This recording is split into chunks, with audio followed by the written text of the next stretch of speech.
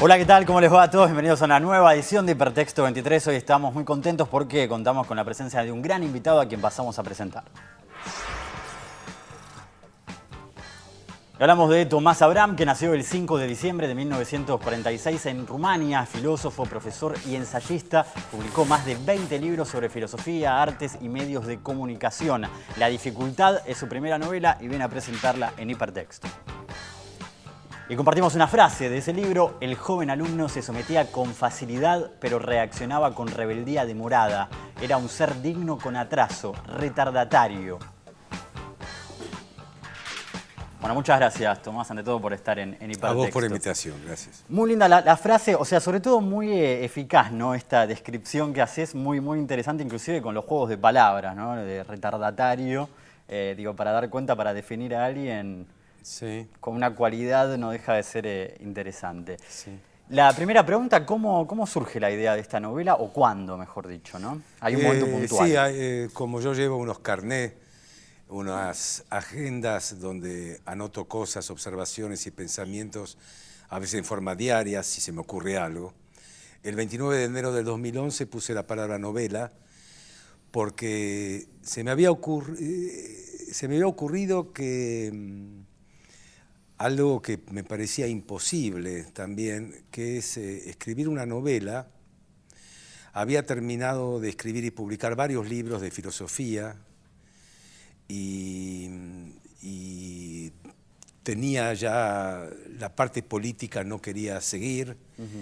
Y se me hizo un hueco por ahí, entonces se me cruzaron dos proyectos.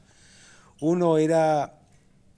en el seminario de los jueves estudiar a Shakespeare, cosa que terminó en un libro sobre Shakespeare que escribí yo. Y esta novela, la idea de una novela que tenía que ver con un tema. El tema era, quería... También lo ves como resultado dijiste, del seminario de los jueves, o sea, ¿tiene una relación? La novela nada. Ah, la novela era una cosa absolutamente... Sí, el libro de Shakespeare, la novela no. El libro de Shakespeare sí. Sí. Porque fue un estudio con el grupo. Claro, por eso. Y después yo me mandé solo y estudié todo eso. No, por ahí pensé que a alguien se le ocurrió la idea de decirte, ¿por qué no escribís una novela? No. La novela es algo que salió de mí y por suerte no terminó solo en mí, sino que empieza a tener sus lectores. Yo tenía ganas de escribir una historia, la historia de una entrada en la caverna, y la historia de la salida de la caverna. Esto no tiene que ver con Platón. Justo estamos viendo Platón en el callejón. Claro. Lo que sí tiene que ver es con la figura de la caverna. ¿Qué es vivir en una caverna? Y qué es estar en situaciones en las que de un modo incomprensible uno hace su propia trampa. Y cómo después, de un modo también incomprensible, sale de ella. Es decir, es todo muy incomprensible, pero justamente por eso quería contar una historia, ¿no? ¿Sabes qué pensaba? Es muy interesante que en la alegoría de la caverna de Platón obviamente no hay demasiadas posibilidades de simultaneidad, ¿no? Entre la caverna y el salir de la caverna. Una vez que salís, ya uno pensaría que no se puede volver. Y en la novela me parece que sí hay como un ida y vuelta entre estar en la caverna, salir de la caverna, tener más lucidez. Hablo del protagonista, ¿no? Sobre todo. ¿Estás de acuerdo con esa idea? Bueno, lo que pasa es que las salidas de la caverna es para entrar en una nueva. Es otra caverna. Sí.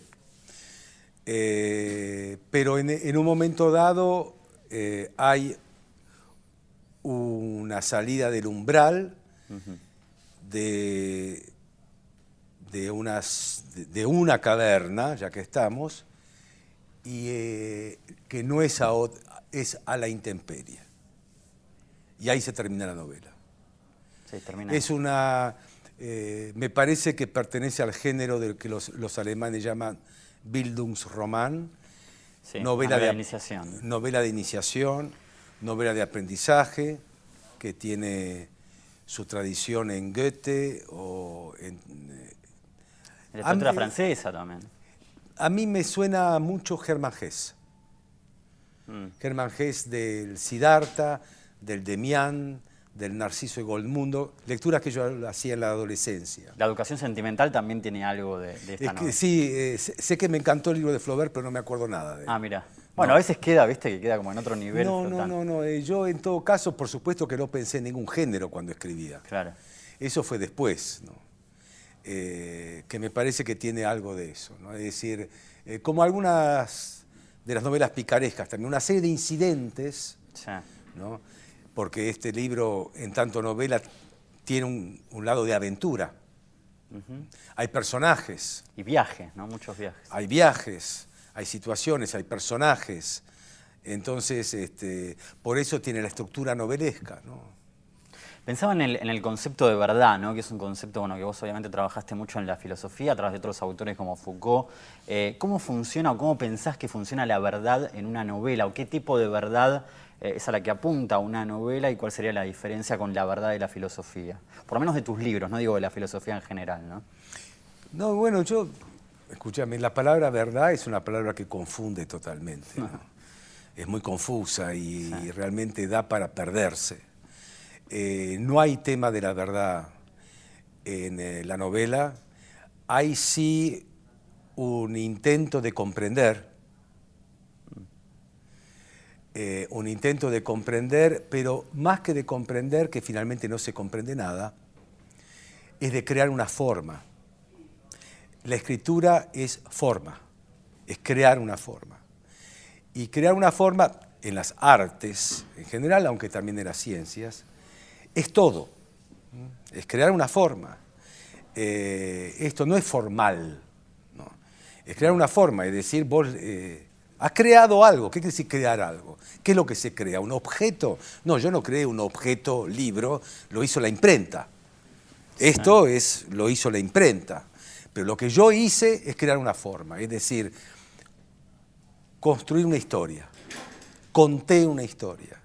Esa historia la puse por escrito. El lector recrea esa forma, ¿no? Esa forma no estaba antes. No es como las de Platón, que está arriba y después baja. Sí. Esa forma no estaba antes. Había que crearla. Sí. En una parte de la novela dice que el agujero de cristal tuvo una capa transparente, es decir, dejó de ser un agujero. ¿Qué es lo que se le opone a la forma? Lo informe. La angustia, por ejemplo, es lo informe. Es decir, algo que te chupa, que te traga, algo que es el sin fondo del volcán. Siguiendo la idea, hay como una especie de batalla contra la angustia al escribir esta novela. No, porque no estaba angustiado, todo lo contrario, estaba fuera de la caverna. Ah, mirá. Si no, no se puede escribir. No se puede escribir dentro de la caverna. No. En la caverna se vive. Está bien, pero de todas maneras, digo, hay un concepto muy fuerte que es la dificultad, ¿no? Que ya desde el título, Claro. pero no solo desde el título, porque atraviesa toda la novela, y me parece que es algo que vos pensás con bastante recurrencia, el tema de la Bastante, de la sí, en dificultad. distintos ámbitos. Sí, sí, una vez me acuerdo que hablando con María Teresa Andrueto, que es una gran escritora, hablaba de que a veces los lectores pierden el valor de la dificultad, que está bueno enfrentarse con la dificultad de un libro, por lo menos en ciertas ocasiones, y vencer ese umbral. Digo, ¿cómo te parece que funcionó durante el proceso de escritura el tema de la dificultad? ¿Te costó, por ejemplo, escribir la novela? ¿Lo sentiste como un género diferente al que venías haciendo o hay como cierta familiaridad, digamos? No, familiaridad nunca la siente uno, siempre es la primera página, ¿no? Claro. Pero tuve mucho placer en escribirla.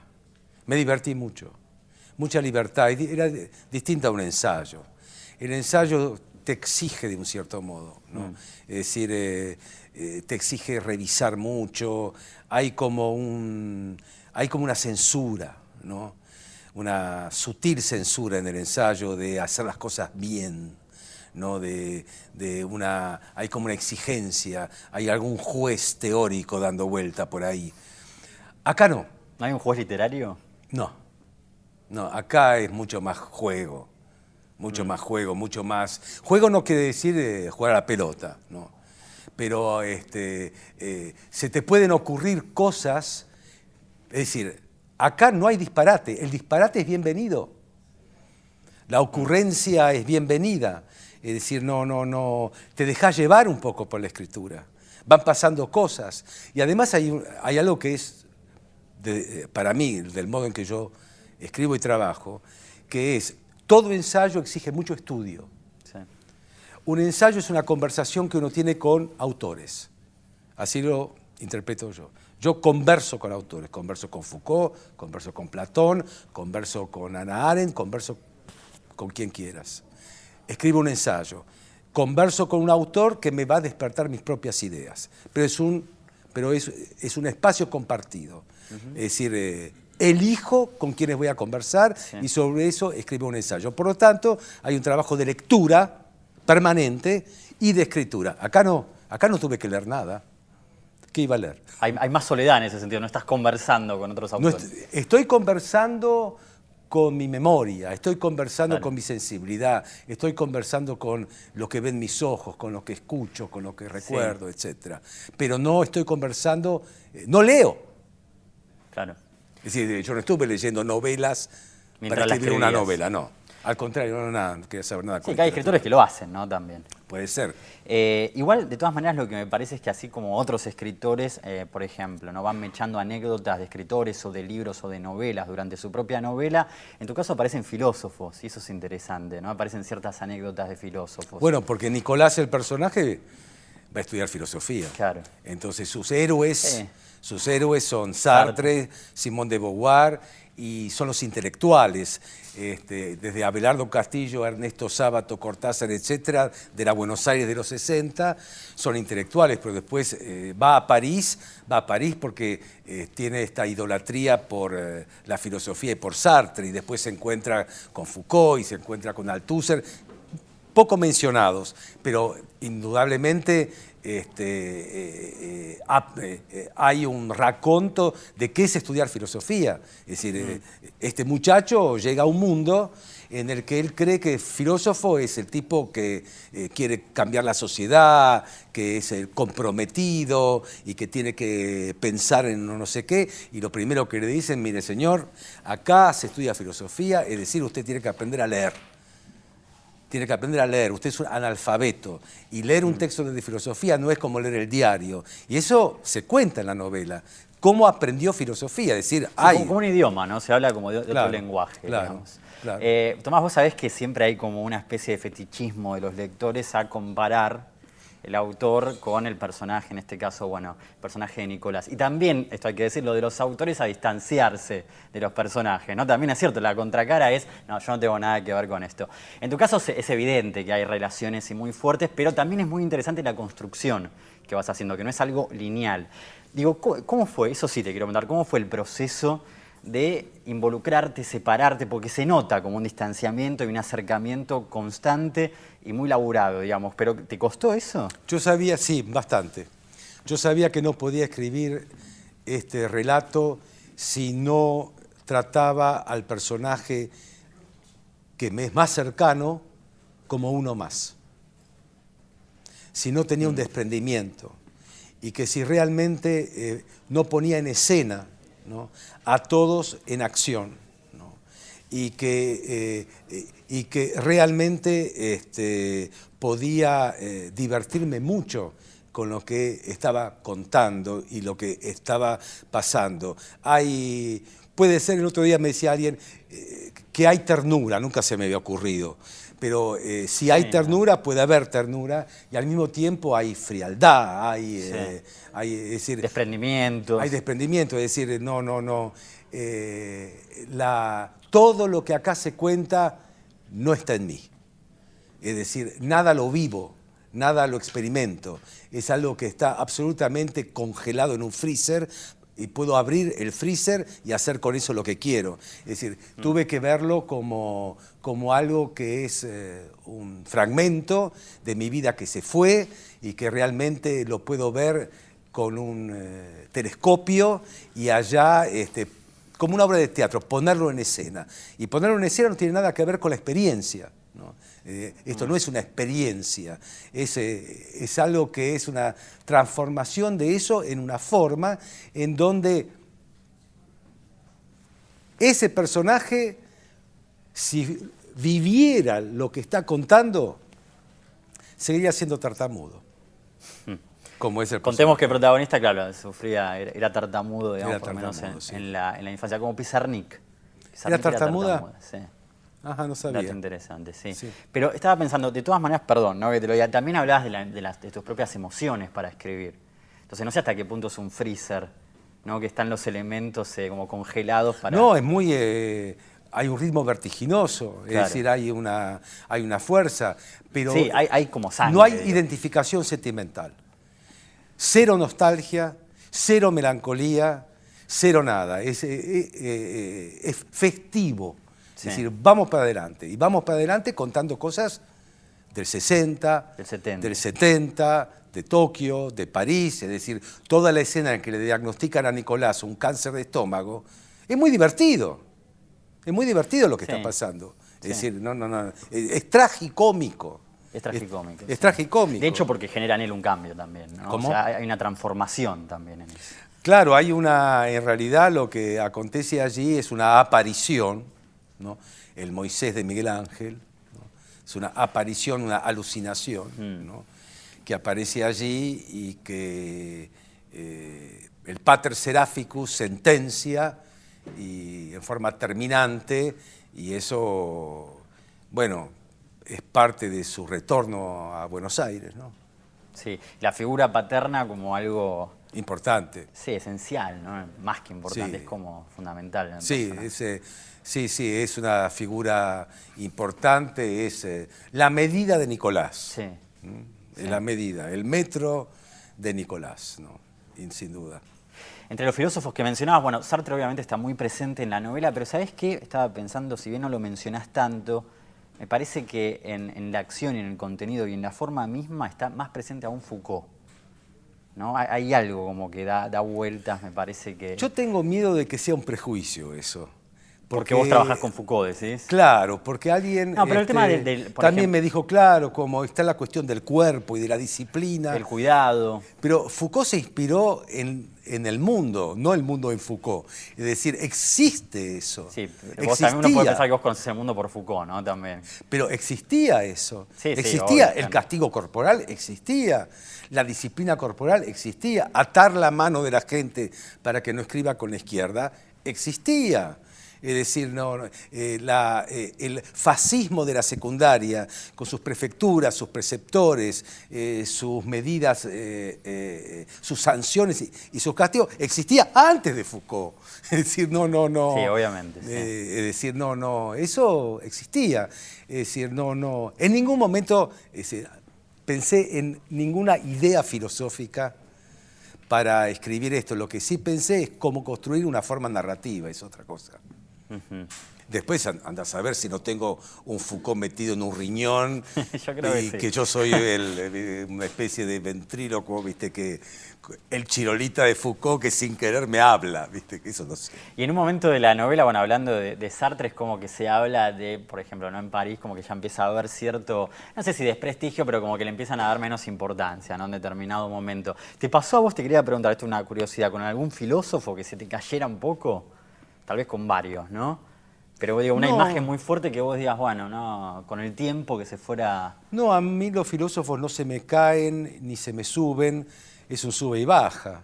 Ah, es un sub y baja. Es un sube y baja, uno vuelve a ellos. Yo Claro. vuelvo a Sartre, yo lo estoy leyendo otra vez. Uno vuelve porque son grandes, ¿viste? No, se me puede caer en un momento. Además no me admiro, eso sí, yo puedo admirar, ¿no? Admiro a Foucault, admiro a Deleuze, admiro a Sartre, admiro a un artista, admiro a alguien que hace algo superior a mí. Pero no quiere decir que crea en él, porque no es una religión, Obvio. que adhiera a él, porque no es un asunto de lealtad, Ni de política, uno podría pensar. y ni de política ni de nada. A mí las posiciones políticas de Deleuze me parecen cómicas, ¿no? Y sin embargo es un maestro. Sí. Foucault era un demagogo, en cierto momento lo fue bastante, y es un maestro. Entonces, yo discrimino, es decir, hay cosas que sí y otras que no. En cuanto a el paquete entero, chapó. Pero no. Sé que los filósofos, como cualquier persona, venden verdura. Entonces, viste, no compro todo. Yo no compro el Heidegger del discurso al rectorado y afiliación al partido nazi. Está bien, pero digo, dentro de esas preferencias, ¿te atrae más el filósofo que tiene cierta habilidad, digamos, retórica, o con las palabras o con las historias, no sé, Platón, Nietzsche? ¿Te atraen más o no necesariamente? Y me atraen los buenos escritores, ¿no? A Los eso buenos voy. O escritores. sea, finalmente parece como esta que los idea de que la filósofos filosofía como escriben. una forma de literatura, un Pero si género, los filósofos escriben, es una forma de literatura en el sentido general. Lo que pasa es que nosotros la palabra literatura la ponemos con ficción, Sí, exacto, claro. pero es una escritura, así que de darle un nombre académico. Entonces, claro, de ellos, indudablemente, Platón es un escritor que me seduce más que Aristóteles. Bueno, obvio. Sí, es obvio y en En cuanto algún a lo momento literario, deja por de ser supuesto. obvio y empiezo a admirar cierta distancia que tiene Aristóteles que me empieza a gustar. Pero digamos, me gusta Platón. Nietzsche es un enorme escritor. ¿No? Pero por ejemplo, a mí me gusta Kant. Me encanta cómo escribe Kant. El problema que yo tengo es que Kant lo leo en francés.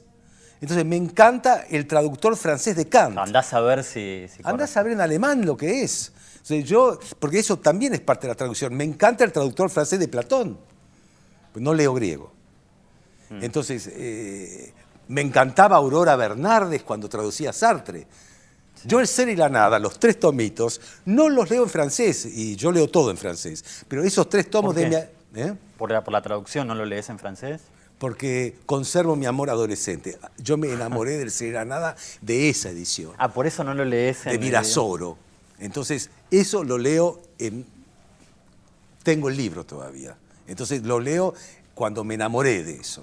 No lo sé si quiero fue leer en una provocación, y vamos cerrando, pero me interesa esta pregunta, porque dijiste que por ahí era tu última novela, primera y última, ¿no? Me parece interesante el juego como... Es mi novela, no tiene número. Está bien, pero ¿hay algún proyecto, digamos, de...? No, lo que estoy escribiendo es otra vez sobre estas cuestiones de filosofía. No estoy muy Lo conforme. decís como que te molesta que vuelvas a No estoy filosofía. conforme, no estoy conforme, pero es lógico porque estoy escribiendo, ¿viste? No estoy siempre contento con lo que hago, pero bueno, estoy escribiendo y lo más importante para mí es seguir escribiendo porque si no escribo no sé qué voy a hacer. Y la última, no te digo si va a pasar, pero si volvieras a escribir una novela o si escribieras otra novela, ¿te imaginás más o menos el tema o el género? O sea, hablo de novela de iniciación en este caso, ¿cuál sería la próxima? Si lo tuvieras que pensar. No que lo hagas, pero si lo tuvieras que pensar. Y podría ser algo de la vida fuera de la caverna, podría ser algo de la vida en la intemperie. Sí, puede haber historias ahí también, alguna historia para contar, ¿no? Pero bueno, vamos a ver. Tomás, muchas gracias por haber estado en Gracias a vos. Hipertexto. Gracias. Gracias también a ustedes por estar del otro lado. Nos reencontramos la semana que viene.